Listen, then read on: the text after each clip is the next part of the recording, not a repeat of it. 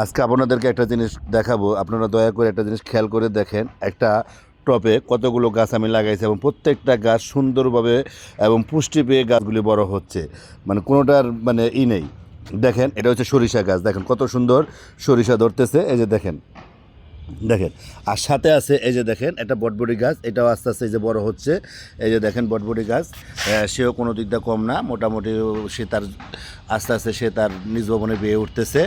আর আরও দেখাচ্ছি আপনাকে, এই যে দেখেন একটা করলা গাছ সাথে আছে। এই যে করলা গাছ, এই যে করলা গাছ, সেও তার আস্তে আস্তে বড় হচ্ছে।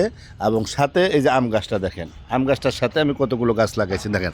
আর আম গাছটাও দেখেন, আলহামদুলিল্লাহ আমার আম গাছটার ভিতরে মুকুল আসতেছে। এই যে দেখেন, এই যে আপনারা হয়তো বা বুঝবেন যে আমের মুকুল আসলে কীরকম দেখা যায়।